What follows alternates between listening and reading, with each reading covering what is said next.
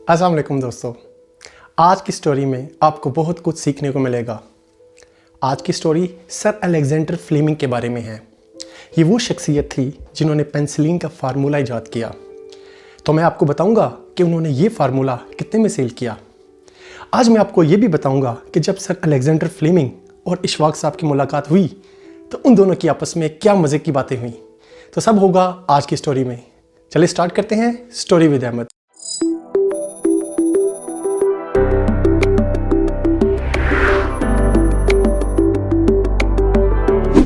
आज की स्टोरी के पहले करैक्टर सर अलेक्जेंडर फ्लेमिंग हैं।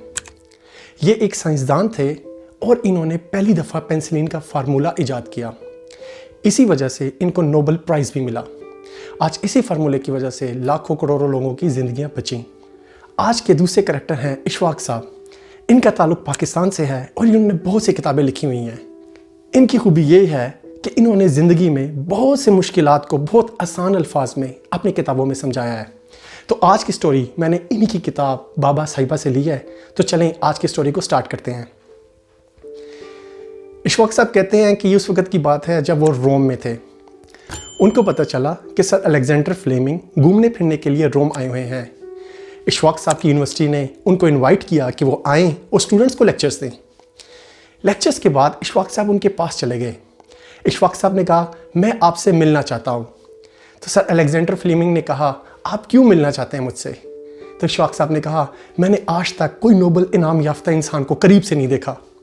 मैं चाहता हूँ कि आपकी कुर्बत में थोड़ा सा वक्त गुजारूँ। सर अलेक्जेंडर फ्लेमिंग ने उनको कहा, ठीक है, आप ऐसा करें, कल 4 बजे मेरे होटल में आ जाएं।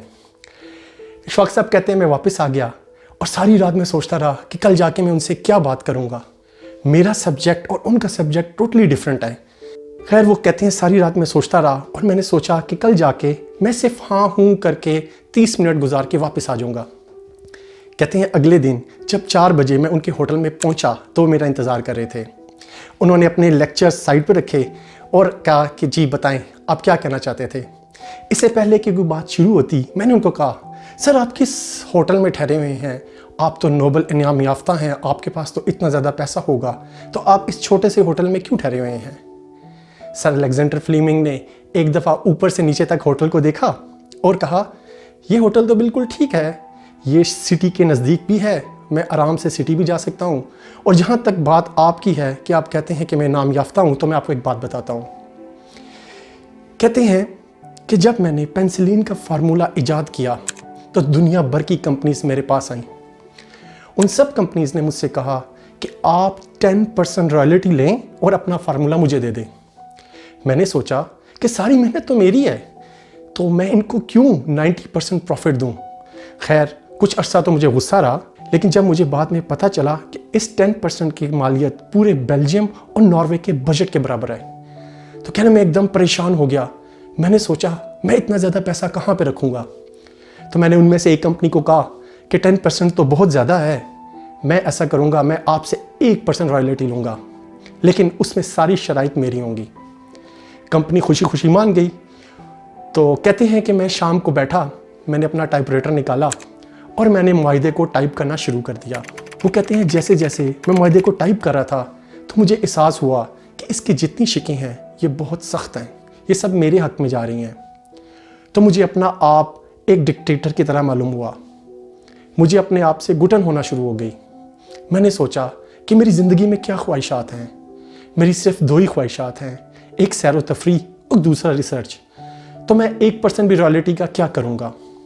कहते मैंने वहाँ पे मुआहदे को फाड़ा और एक नया मुआहदा लिखा। तो दोस्तों, ये जो नया मुआहदा है ये एक ऐसा तारीख़ी मुआहदा है कि आप हैरान हो जाएंगे सुन के। उन्होंने लिखा कि पेंसिलिन की दरियाफ्त मेरी मलकियत नहीं है, ये मुझे खुदा की तरफ से बतौर इमानत मिली है और इसकी मलकियत पूरी खुदाई है। कोई भी मुल्क, कोई भी शहर, कोई भी इंसानियत इसको कहीं भी बिल्कुल फ्री यूज़ कर सकती है और इस पर मेरा कोई कानूनी हक नहीं होगा। ये सुनने की देर थी, इशफाक साहब सदमे में चले गए। इशफाक साहब कहते हैं कि मैंने दिल दिल में सोचा कि ये कितना बेवकूफ़ साइंसदान है। ये इंसान अगर अपने लिए दौलत नहीं चाहता तो कम से कम अपनी औलाद या अपने रिश्तेदारों के लिए दौलत जमा कर ले। इससे बेहतर तो हमारे मुल्क के वो लोग हैं जो अनपढ़ और जाहिल हैं, इसके बावजूद उनका खुदा से बहुत करीब का ताल्लुक़ होता है।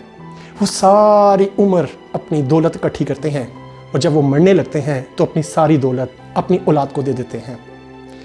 मुझे हैरान और परेशान देख के सर अलेक्जेंडर फ्लेमिंग ने कहा कि इसको समझाने के लिए मैं आपको एक बात बताता हूँ। मेरे नज़दीक सब चीज़ का मालिक सिर्फ़ और सिर्फ खुदा है। वो जब चाहता है, जिस वक्त चाहता है, आपको इल्म अता कर देता है। उसके इल्म में हर एक शय है, कोई भी चीज़ उसकी कुदरत से बड़ी नहीं है। इसको आसान अल्फाज में ऐसे समझा सकता हूँ कि खुदा के पास एक बहुत बड़ी सुलाख है। उस सुलाख में बहुत सी पोतलियाँ इल्म की पड़ी हुई हैं और खुदा जब चाहता है, जिस वक़्त चाहता है, तो वो हुक्म देता है कि एक पोतली को कैंची से काट दिया जाए और सारा इल्म नीचे ज़मीन की तरफ आना शुरू हो जाता है।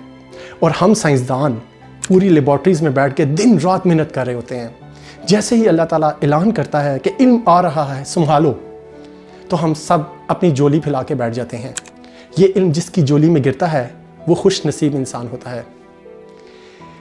तो इशफाक साहब कहते हैं ये तो बहुत मज़े की बात है, हम भी ऐसा कर सकते हैं कि हम आराम से नीचे बैठे रहें, जैसे ही अल्लाह ताला पोटली खोले हम जल्दी से काटी मार के सारा इल्म की पोतली को पकड़ लें। सर अलेक्जेंडर फ्लेमिंग कहते हैं कि ये कोई पतंग नहीं है कि आप इसको पकड़ लेंगे, ये इल्म है। इल्म को काठी मार के पकड़ा नहीं जा सकता। अल्लाह के नज़दीक हर गोरा हर काला बराबर है, चाहे उसका ताल्लुक़ मशरिक़ से हो, मगरिब से हो, शुमाल से हो, जनूब से हो, किसी भी मज़हब से हो। अगर वो मेहनत कर रहा है, रिसर्च कर रहा है, दिन रात मेहनत करता है, अपना डाटा एक दूसरे के साथ शेयर करता है, कोलैबोरेट करता है, तो जब अल्लाह ताला इल्म की पोतली को खोलते हैं तो वो सारा इल्म उनकी झोली में आ जाता है जो उसके लिए कोशिश कर रहे होते हैं। ये नहीं हो सकता कि आप बैठे रहें और अल्लाह ताला आपको नवाजे। बेशक आप अल्लाह के जितने भी करीब हैं, बेशक आप जितने मर्ज़ी हज करते हैं, आप जितने मर्ज़ी उम्रा करते हैं, लेकिन अगर आप इल्म की कोशिश नहीं करते तो आपको कभी भी इल्म नसीब नहीं होगा। ये सिर्फ उन लोगों के पास आएगा जो इसकी कोशिश करते हैं, क्योंकि सब अल्लाह की मखलूक हैं। तो दोस्तों, जिस तरह आपको पता है कि आजकल कोरोना क्राइसिस आया हुआ है, ये पूरी दुनिया में फैल चुका है। पूरी दुनिया के साइंसदान दिन रात कोशिश करके इसकी वैक्सीन बनाने की कोशिश कर रहे हैं, लेकिन अभी तक हमें कामयाबी नहीं मिल सकी। तो आप मुझे ये बात बताएं, ज़रा सोचें इस बात पे कि जब अल्लाह ताला इल्म की पोतली को खोलेगा जिसमें कोरोना वायरस का हल है, तो वो किसकी झोली में आके गिरेगी। इसी सोच के साथ आपको छोड़ के जाता हूँ। नेक्स्ट टाइम एक और अच्छी सी स्टोरी के साथ हाजिर होऊंगा। तब तक के लिए अल्लाह हाफ़िज़।